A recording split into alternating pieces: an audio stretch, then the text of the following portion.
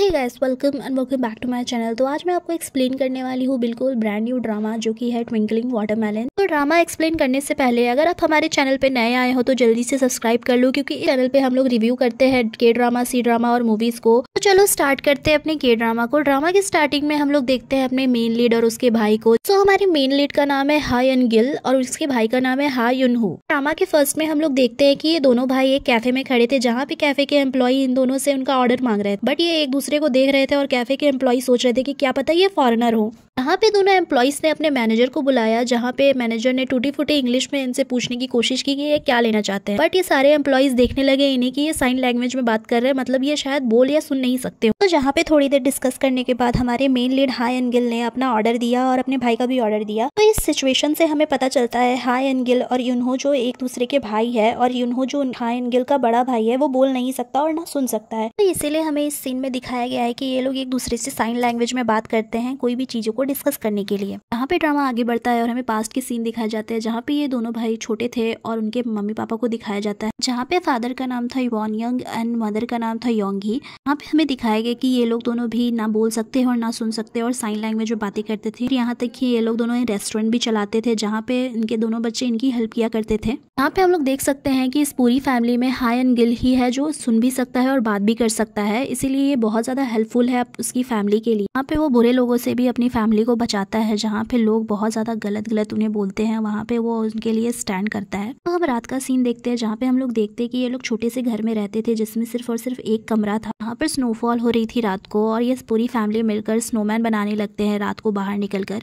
पे हा यन गिल को कुछ अजीब सी आवाज सुनाई देती है, तो जहाँ पे उसे दिखता है कि युनहो जहाँ बैठा हुआ था उसके ठीक ऊपर बहुत सारे रॉड्स बंधे हुए थे जो कि धीरे धीरे खुल रहे थे, मतलब उसके सर पे ही गिर जाते। वहाँ पे ये देखने के बाद हा यन गिल ने अपने मॉम, डैड और युनहो तीनों को आवाज दिया, बट वो लोग सुन नहीं पा रहे थे। बट रॉड के गिरने से पहले ही लेजर लाइट से उसने अपने डैड को सिग्नल्स दे दिए, जिसके बाद उसके डैड ने कैसे भी करके युनहो को बचा लिया। जहाँ पे हम कैंप फायर का सीन देखते हैं, जहाँ पे पूरी फैमिली एक साथ बैठी हुई थी, जहाँ हा यन गिल ने अपने फादर से पूछा था अगर हम तीनों खतरे में होंगे तो आप सबसे पहले किससे बचाओगे। तो डैड के आंसर देने से पहले ही सीन चेंज हो जाता है और हमें सुबह का सीन दिखाया जाता है, जहाँ पे ये लोग अपना नया घर ले रहे होते हैं और शिफ्ट कर रहे होते हैं, जहाँ पे दोनों बच्चे बहुत ही ज्यादा एक्साइटेड थे ये जानने के लिए कि कौन से फ्लोर पे उनका घर है। यहाँ पे हमें दिखाया गया है कि इनका अपार्टमेंट ग्राउंड फ्लोर पे था, जहाँ पे मकान मालकिन भी आ जाती है उनसे बातें करने के लिए। यहाँ पे अंकल के मॉम डैड ने मकान मालकिन को साइन लैंग्वेज में ग्रीट किया। यहाँ पे हमें मकान मालकिन बहुत ही ज्यादा मीन दिखाई गई है, जहाँ पे वो इन लोगों को सुना रही थी कि मैंने आपको ये रूम बहुत ही ज्यादा सस्ते में दिया है, जो सुनकर हाई अंकल को बिल्कुल भी अच्छा नहीं लग रहा था। जिसके बाद हम लोग देखते हैं कि मकान मालकिन की नजर उसके रेट्स पे जाती है जो कि बहुत ही ज्यादा अच्छे थे। इससे हमें पता चलता है कि हाई अंकल पढ़ाई में भी बहुत ज्यादा अच्छा है,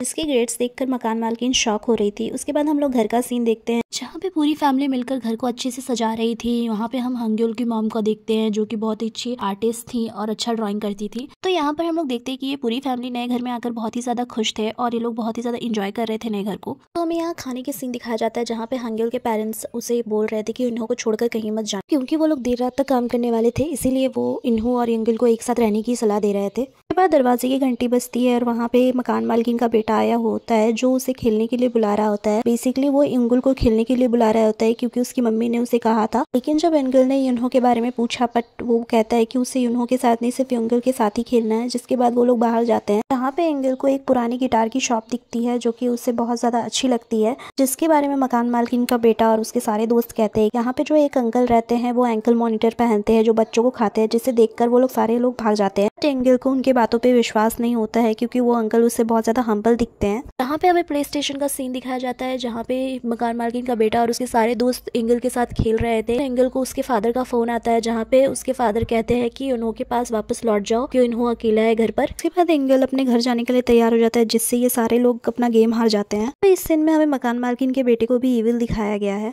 उसके बाद नेक्स्ट डे क्लासरूम का सीन आता है, जहाँ पे मकान मालकिन का बेटा भी उसी स्कूल में पढ़ता था जहाँ यंगुल पढ़ता था। यहाँ पे टीचर यंगुल की तारीफ कर रही थी और मकान मालकिन के बेटे को डांट रही थी कि उसने होमवर्क अपना कंप्लीट नहीं किया था। उसके बाद टीचर अनाउंस करती है कि कल टेस्ट होगा। जिसके बाद क्लासरूम से बाहर निकलने के बाद यंगुल अपने मकान मालिक के बेटे को कहता है कि चलो हम लोग एक साथ पढ़ाई करते हैं, बट मकान मालिक का बेटा कहता है कि नहीं तुम पढ़ाई करोगे क्योंकि कल टेस्ट में तुम मेरा नाम लिखो। अपने आंसर शीट पे। बट यंगल चीटिंग करने से मना कर देता है, लेकिन फिर भी मकान मालिक का बेटा अपना बैग उतार कर उसको दे देता है और कहता है कि इसे घर में दे देना। उसके बाद वो अपने फ्रेंड्स के साथ खेलने निकल जाता है। फिर हम अगले दिन का सीन देखते हैं जहाँ पे मकान मालिक का बेटा उसे चीटिंग करने के लिए फोर्स कर रहा था, बट उसने आंसर शीट उसे नहीं दिया, इसीलिए वो उसे बुली करने लगे थे। वहाँ पर मकान मालिक के बेटे ने यंगल के ऊपर पानी डाल दिया था बाथरूम में ले जाकर, जिसके बाद उसके सारे कपड़े भीग गए थे। उसके बाद यंगल ने कहा कि मैंने तुम्हें कभी नहीं कहा था कि मैं तुम्हारे साथ चीटिंग करूंगा। जिसके बाद मकान मालिक का बेटा उसका कॉलर पकड़ लेता है और कहता है कि देखना, मैं तुझे और तेरी फैमिली को घर से बाहर निकलवा दूंगा अपनी मॉम को कहकर। ये बातें सुनकर बेचारा यंगल बहुत ज्यादा डर जाता है और बाहर चला जाता है। घर लौटते समय उसे वही पुराना गिटार का शॉप मिलता है जहाँ पे एक सैड सॉन्ग बज रहा था, जहाँ पे वो बैठकर उस गाने को सुनता है और बहुत ज्यादा रोने लगता है, जिसे रोते हुए देखकर उन बूढ़े अंकल को भी बुरा लगने लगता है। जिसके बाद वो उसे टॉवल देते हैं और बोलते हैं कि अंदर आ जाओ, सूख जाओगे तो चले जाना बाहर।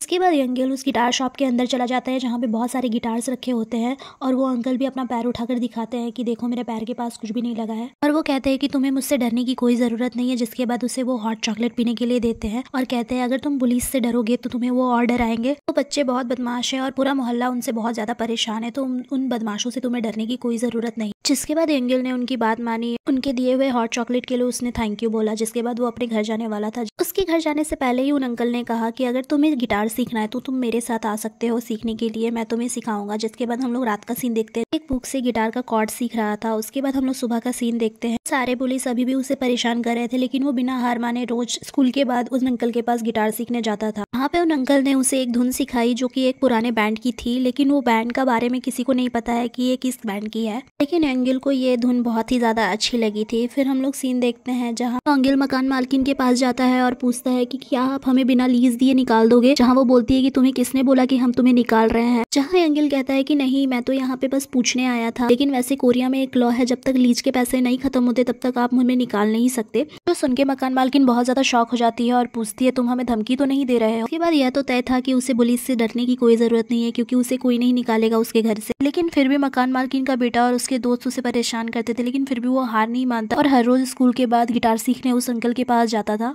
और कुछ ही दिनों में वो बहुत अच्छा गिटार बजाना सीख गया था। जिसके बाद अंकल का गाना सुनकर उस अंकल ने कहा कि अगर उस पुरानी धुन से गाना बना लो तो मैं वो अपना गिटार प्यारा सा तुम्हें दे दूंगा। जो सुनकर अंकल बहुत ज्यादा खुश हो जाता है, लेकिन वो अंकल कहते हैं कि अगर मुझे तुम्हारा गाना पसंद आया तब भी मैं तुम्हें वो गिटार दूंगा। घर वापस लौटते समय उसे मकान मालकिन का बेटा मिलता है, जिसे पनिशमेंट मिली थी बाहर खड़े रहने की, जिसको ऐसे खड़ा देखकर अंकल उसको अपना स्वेटर दे देता है। फिर वो अपने घर आ जाता है जहाँ पे उसके पेरेंट्स काम पे जा रहे थे और उन्होंने कहा था कि उन्हों के पास ही रहना क्योंकि उसकी तबीयत बहुत ही ज्यादा खराब है। को देखने अंकल ही जाता है और उसे देखता है कि उसे बहुत ज्यादा बुखार था। उसके पेरेंट्स के जाने के बाद वह उस पुरानी धुन से गाना बनाने की कोशिश करता है और फाइनली बहुत ज्यादा मेहनत करने के बाद वह उस धुन से वो गाना बना ही लेता है। जिसके बाद सीन शिफ्ट होता है और हम लोग देखते हैं मकान मालकिन का बेटा जो कि बहुत ज्यादा बदमाश था, यंगल का स्वेटर उस खिड़की से अंदर डाल देता है। रोड पे एक आधी जली हुई सिगरेट भी थी जो कि वो भी उसके घर के अंदर डाल देता है, जिससे पर्दे में आग लग जाती है। जिसके बाद हम यंगल को भी घर से बाहर जाते हुए देखते हैं, क्योंकि वो अंकल को वो अपना गाना सुनाना चाहता था, बट बहुत ज्यादा कॉल करने के बाद भी जब वो अंकल कॉल नहीं उठाते वो दौड़कर उनके घर जाता है। यहाँ पे उनके घर पे ताला लगा हुआ था और कोई भी दरवाजा खोल नहीं रहा था। बहुत ज्यादा कॉल करने के बाद भी अंकल का कोई रिस्पॉन्स नहीं आ रहा था। जहाँ पे हम लोग देखते हैं कि अंकल दवाई खाकर पड़े हुए थे, मतलब शायद वो बेहोश हो गए थे या फिर कोमा में चले गए थे। यहाँ हमें ये तो नहीं बताया गया कि अंकल के साथ क्या हुआ, बट सीन शिफ्ट होता है और हमें दिखाया जाता है कि घर में बहुत बड़ी आग लग गई थी,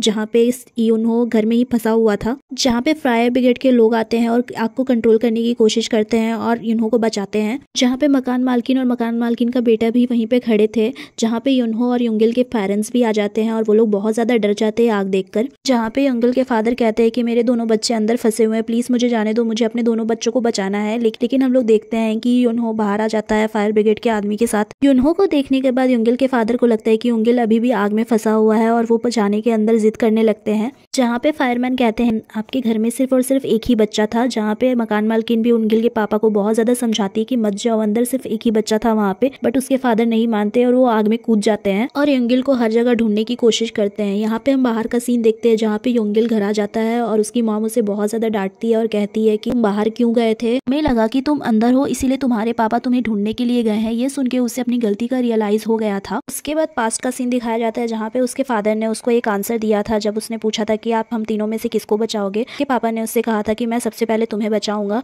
क्योंकि मुझे पता है मैं अकेले सबको नहीं बचा पाऊंगा, और अगर मैं तुम्हें बचा लूंगा तो तुम सबको चिल्ला चिल्ला कर बुला के ले आओगे मेरी मदद करने के लिए। जो सुनकर योंगिल को बहुत ज्यादा खुशी होती है और फिर उसके फादर कहते हैं कि सुनो योंगिल, तुम हमारे लिए बहुत ही ज्यादा प्रीशियस हो, क्योंकि तुम ही हो जो हमें इस दुनिया से जोड़ता है। भले हम सुनिया बोल नहीं पाते हैं लेकिन तुम हमें इस दुनिया से जोड़ते हो। ये सारी बातें याद कर योंगिल को बहुत ही ज्यादा बुरा लगता है अपने फादर के लिए, और वो बहुत ही ज्यादा रोने लगता है। जिसके बाद हम लोग देखते हैं कि उसके फादर को फायरमैन उठाकर लेके आ जाते हैं, लेकिन उनकी हालत बहुत ज्यादा खराब होती है और वो बेहोश हो जाते हैं। जिसके बाद हमें मकान मालिक का बेटा दिखाई देता है, जिसे पता होता है कि शायद ये आग उसके फेंके हुए सिगरेट की वजह से ही लगी थी, और इसीलिए वो अपनी पैंट भी गीली कर लेता है। जिसके बाद उसकी मॉम ने भी देखा था कि उसने अपनी पैंट गीली की है, और उसे भी पता था कि जरूर इसका ही हाथ है इस आग में। यहाँ पे सीन शिफ्ट होता है हॉस्पिटल पर, और हम देखते हैं कि मकान मालकिन इन लोगों को घर से बाहर निकाल रही थी, वो भी बिना वजह के, जबकि उन्हें पता था कि उस आग में उसकी बेटी का हाथ है। यहाँ तक कि मकान मालकिन ने उनके लीज के पैसे भी देने से मना कर दिया था। यह सुन के योंगिल बहुत ज्यादा बुरा लग रहा था अपनी फैमिली के लिए। यहाँ पे सीन शिफ्ट होता है और हम लोग देखते हैं कि ये लोग अपने जले हुए घर को छोड़कर जा रहे थे। यहाँ पे योंगिल को एक गिटार देखकर याद आता है कि उसे उन अंकल से मिलना है, इसीलिए वो अपने पेरेंट्स को कहता है कि आप रुकिए थोड़ी देर, मैं